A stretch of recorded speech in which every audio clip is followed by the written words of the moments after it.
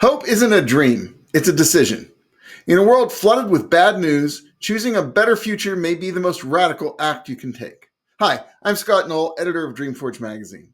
We're in our sixth year of publishing positive and uplifting science fiction and fantasy. Welcome to the DreamForge channel, where we stand against the darkness. Hey, thanks for joining me and my co-host, Daph. Hello everyone. Wonderful to see so many new and returning subscribers. This video has 3 parts. The challenge of maintaining hope in today's world, 10 ways you can make your future more hopeful, and how you can join our community of hope builders. Stay with us until the end because we have a special gift for everyone looking to shape a brighter tomorrow. Let's engage. Take your seat. The human adventure is just beginning.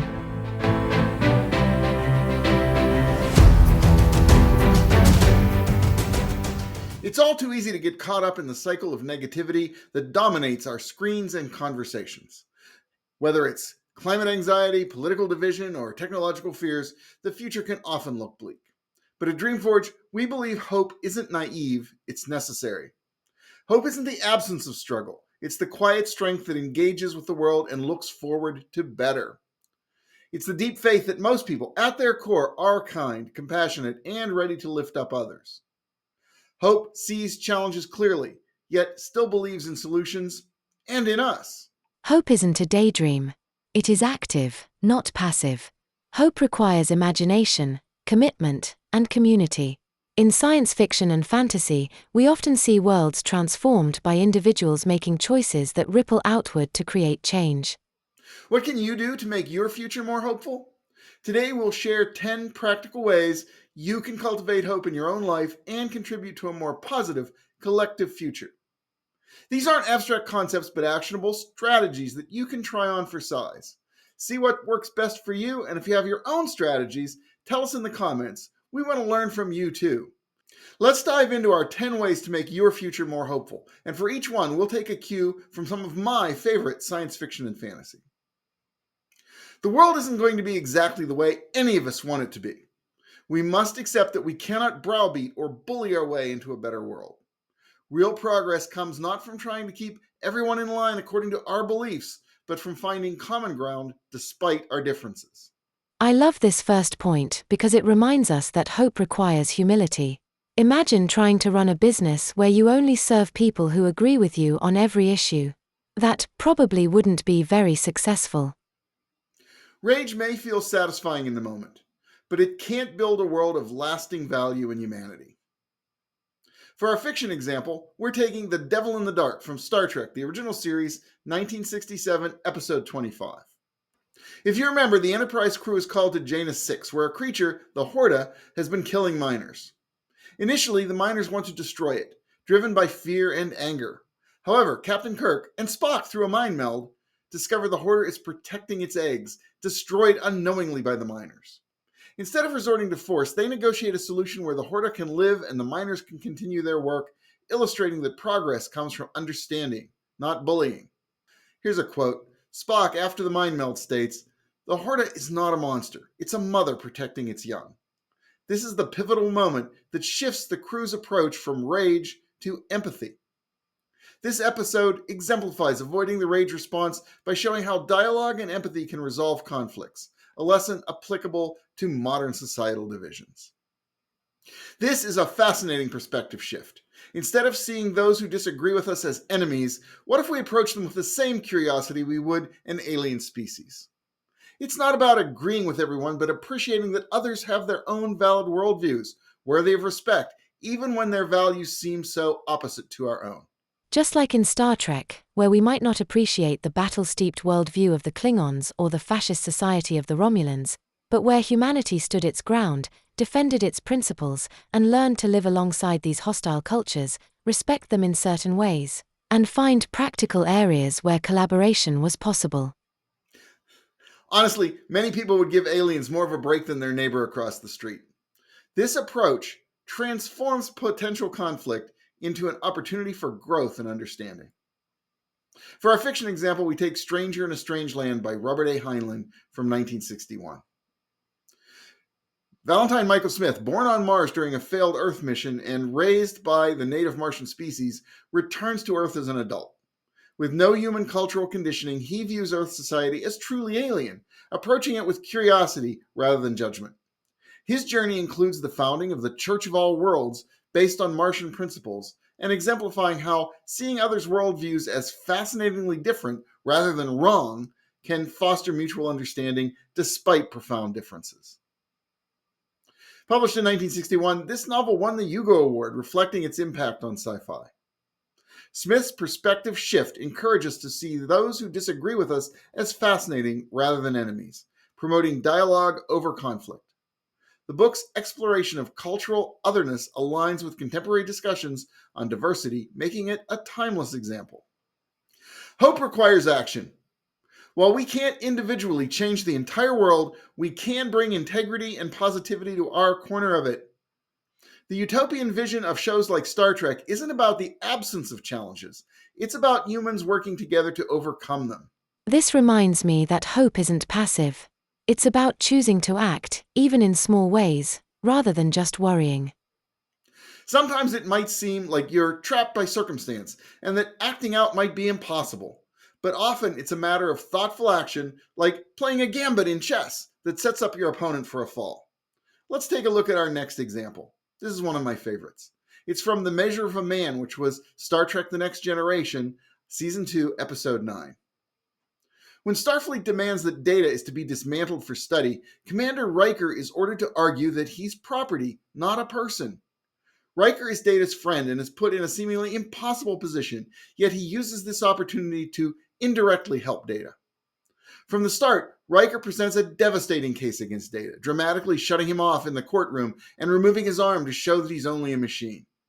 However, this tactic serves to strengthen Picard's eventual defense. By presenting the strongest possible case against Data early, Riker steals the thunder such moves would have had as a closing argument, and he forces Picard to develop a more profound philosophical argument about sentience and personhood. Riker's forceful prosecution, while it was painful to him and to deliver against Data, it ultimately ensured that the fundamental questions about Data's nature are thoroughly examined rather than dismissed without proper consideration. After Picard wins at trial, Data acknowledges Riker's difficult position, understanding that Riker's participation was necessary for Data to have any chance of justice. It's a beautiful example of how even seemingly oppositional actions can serve a greater good when undertaken with integrity. Given no choice, Riker still used his personal agency to make a difference. This episode, for me, underscores personal responsibility even in the most difficult situations. A strategy for hope through active engagement and imaginative subversion. And for me, this episode's focus on artificial intelligence resonates with exactly the sort of things that we're going through today as real-life AI becomes more capable and more intelligent. Hope begins with how we see the world. By consciously shifting our focus from what's broken to what's possible, we create space for solutions to emerge. This isn't about ignoring problems, but reframing them as challenges to be met. When we're overwhelmed by negativity, sometimes we just need to take a step back and look at things differently. It's like adjusting the lens on a camera. Suddenly things come into focus and you can see possibilities you missed before or that you didn't understand because you really didn't try to. That's a wonderful insight, Duff. And speaking of perspective, our fiction example for this one is The Left Hand of Darkness by Ursula K. Le Guin, 1969. Genli I, an envoy from Ecumen, arrives on Gethin, also known as Winter, a planet with unique genderless society where inhabitants are androgynous, except during their sexual phase. Initially, I struggles with his cultural biases, viewing Gethenians through the lens of his own binary gender norms. However, through his interactions, particularly with Estraven, he learns to appreciate their way of life, shifting his perspective to understand their social and political dynamics. This shift is crucial for his diplomatic mission to bring Gethin into the Ecumen, fostering hope for interplanetary cooperation. Published in 1969, this novel won both the Hugo and Nebula Awards, highlighting its impact on science fiction. I's journey illustrates how shifting perspective can bridge cultural divides, a lesson applicable to modern global diplomacy and fostering hope through understanding. And the novel's exploration of gender fluidity aligns with contemporary discussions on identity. That makes it a timeless example for reframing challenges as opportunities for connection. Gratitude is a powerful tool for shifting focus to the positive. Simple practices like keeping a gratitude journal or daily thank you lists can reduce stress and promote a more optimistic outlook. I find that gratitude also helps us recognize the resources we already have available to tackle challenges, rather than feeling overwhelmed by what we lack. For our fiction example, we're going to look at The Martian by Andy Weir from 2011. If you remember, Mark Watney, stranded on Mars, uses his scientific skills to survive. He keeps logs expressing gratitude for small wins, like growing potatoes or fixing equipment, which reduce stress and maintain optimism.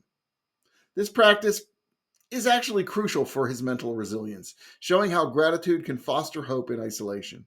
It's not just a trick for naive minds, it's a badass survival skill in hostile environments. Published in 2011 and adapted into a film in 2015, this novel highlights gratitude as a tool for hope, supported by psychological studies on stress-reducing effects. Watney's approach mirrors real-world gratitude journaling, a practical application for anyone seeking hope. Acts of kindness create ripple effects beyond what we can imagine. Whether it's helping a neighbor or volunteering for a cause you believe in, kindness builds the social bonds that form the foundation of collective hope. I think kindness and empathy might be the most underrated superpowers humans have. When we're kind to others, we're not just making their day better, we're actually reshaping our own neural pathways. Kindness triggers dopamine, the feel-good neurotransmitter, creating a positive cycle that encourages more kindness. Imagine a world where everyone performs just one extra act of kindness each day. That would be millions of beautiful ripples of hope spreading across the planet. That's a great image, Daph. Those ripples of kindness truly can change the world. Let's take a look at one of the most dramatic examples in science fiction cinema, and that's from Star Wars Return of the Jedi, 1983. Probably all remember this. In the climactic confrontation aboard the second Death Star, Luke Skywalker faces his father, Darth Vader, and Emperor Palpatine. Despite Vader's allegiance to the dark side, Luke chooses kindness and compassion, appealing to the good in his father. You remember this? Your thoughts betray you, Father. I feel the good in you, the conflict. Compare that to so many revenge films where the oath taken at the moment of crisis is to seek vengeance at all costs. This act of empathy, shown through his refusal to fight and his plea for help, moves Vader to reject Palpatine, sacrificing himself to save Luke and defeat the Empire, bringing hope for redemption and peace in the galaxy. And then, of course, there's Luke saying, "Father, please help me." This captures Luke's trust in Vader's potential for change. It's a moment in the movie that underscores how kindness can transform relationships, even in the face of deep conflict, offering a model for hope through empathy. Luke's act resonates with psychological research on the power of compassion and reconciliation, applicable to personal and societal healing. Stories have always helped humanity envision new possibilities. By immersing ourselves in uplifting narratives, we expand our sense of what's possible and fuel our own hope. That's why what we do at DreamForge matters so much. The stories we tell literally help shape the future by influencing how people imagine it could be. Yeah, even in some of our favorite stories, the characters look to tales from the past for inspiration. Our fiction example is Samwise Gamgee from The Lord of the Rings by J.R.R. Tolkien, back in 1954. In Tolkien's The Two Towers, Samwise, or Sam Gamgee, finds himself in a moment of darkness in Shelob's lair. In a moment of reflection, Sam realizes that the heroes in tales he admired as a youth didn't set out looking for adventures. They found themselves in difficult situations and persevered despite fear and doubt. Sam says, "The brave things in the old tales and songs, Mr. Frodo, I used to think they were things the wonderful folk of the stories went out and looked for. But that's not the way of it with the tales that really mattered." When Sam later uses the Phial of Galadriel, which contains the light of Arendel's star, he connects their struggle to the ongoing history of Middle-earth, understanding that they too are now a part of the great tales that never end. This moment demonstrates how stories sustain us. Sam doesn't draw hope from thinking that the heroes were fearless, but rather from recognizing that their true heroism comes from continuing forward despite fear, placing their journey in the context of Middle-earth's greater narrative. Sam finds meaning in their suffering and the courage to continue, and he tells Frodo, "There's some good in this world, Mr. Frodo, and it's worth fighting for." Tolkien's scene exemplifies a universal truth. Narratives have the power to inspire hope, helping ordinary people to find meaning and the strength to continue when the way seems dark. So find your favorite book and be inspired by it. Hope needs tending, like any living thing. Self-care practices like mindfulness, meditation, or spending time in nature help us maintain our capacity for hope, even in challenging times. I think of nurturing hope like tending a garden.